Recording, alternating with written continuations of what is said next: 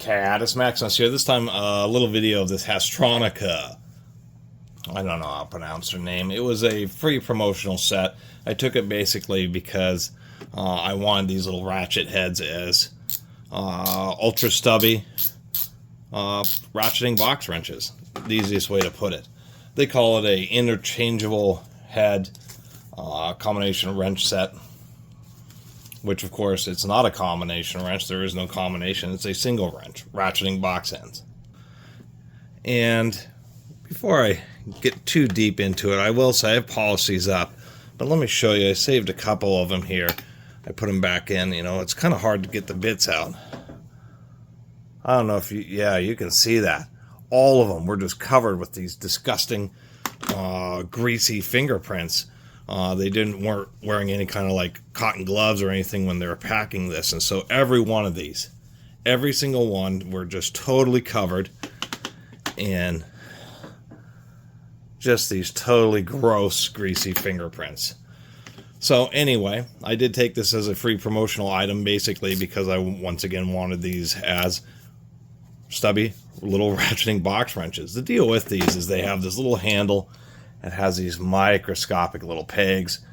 You put this together. They just use like a little silicone bumper there instead of a spring-loaded ball detent, which puzzles me. But the idea is you put it in there, and then you can interchange the ratchet heads. It's kind of funny. There's a few reviews on Amazon. I don't know how good they are. Easiest way to put it.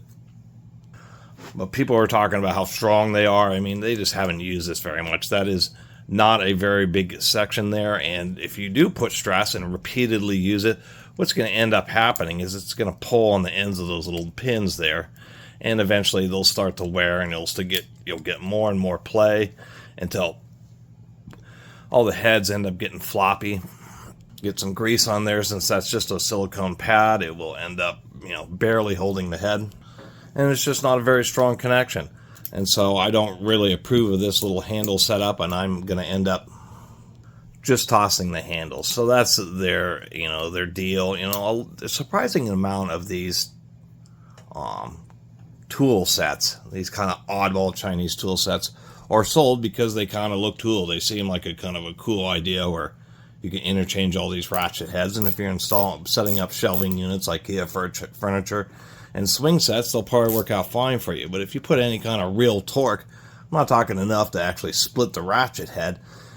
I mean, it's inevitable that the flange starts to get a little bit worn. That's why you want to have through pins, is because they end up, as the tool gets more and more used, that kind of side play, the extra, this pin ends up providing more and more strength. Where here, it's just so tiny.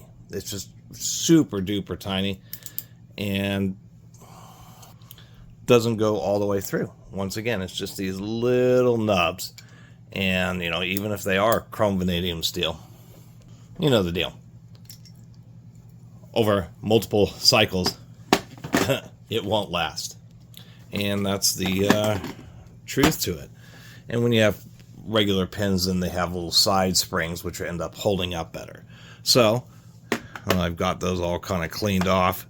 Compared to the 13 millimeters, it is a 24-piece set, and I think for if it's kind of hard to justify at $65.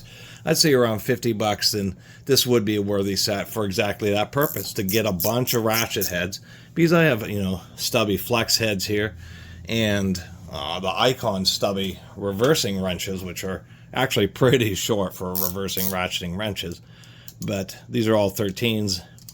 No stamping on these. It is just laser etched, so that's kind of another issue. I mean, it is an issue. It's not very deep laser etching, and that's going to end up wearing off and disappearing in short order. I guess you can kind of keep them organized if you keep it in the set, although it's really hard to pull out some of these. I'll probably end up taking punches and actually marking the stamping sizes into these. But that was the impetus, and that's essentially how I'm talking about them. They're not the thinnest heads. I guess they make them a little thicker because they have a longer handle on them. If we can say compared to the Pittsburgh, we can see that the heads are indeed just a little bit thicker than the Pittsburgh. That means that they'll fit. They won't fit in quite as tight of places. And then if we compare to the Icon stubbies, that is one of the nice things about them, is they have indeed pretty narrow walls, but they're more than thick enough given the length. And these fit in the tighter spaces, and they are just a little bit thinner. These Haisstronicas are a little bit thick too. But that's the whole point. It just ends up making it a wrench that's a little less than half. It's about 35% the length of a stubby. And there's so many times when you can break a bolt. You can get various tooling in there to actually break a bolt, but you're just not enough space to swing longer ratchet handles. And I've done that with, you know, a few ratchet heads, like flex heads where the handles have broken, and then you just keep the ratchet head as a super stubby ratchet head. This is the very same thing, but just as a non-reversing ratcheting box wrench. Once you break the fastener free, then you can just get this right on the end of it, and you can hold this in various ways like that, like this, however you need to. And I find these type of things particularly handy because you can break a bolt free, but what often ends up happening is there's like a damaged thread, or it'll spin around most of the way around, and it'll hit that one stuck spot, and you got to do that over and over and over again. So you got to spin it with your fingers, and then it becomes too stuck to turn with your fingers.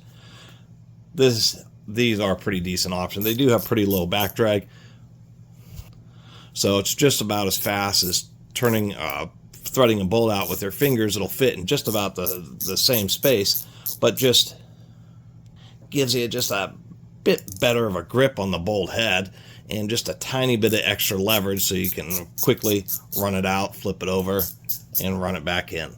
So anyway, I've talked about these enough, and that is the only reason I took these as a promo product. I don't think I have no interest in ever working with this company again, because of all just disgusting, all the fingerprint sponging, and the fact that I had to go along and spend a good 10 minutes polishing all of these things up. That was just super gross, and man, it annoyed me. Anyway, 24 pieces, 8 through 19 millimeter, no skips, but they did 12 piece. There's less fractions really necessary as versus metric, but they went in with a 12 piece on the fractional, and so they added 3 extra. Normally these type of sets would be 12 piece metric, 9 piece fractional. This time they added a 9 30-seconds, an 11 30-seconds, and a 19 30-seconds, which I've never seen before in a ratcheting box wrench.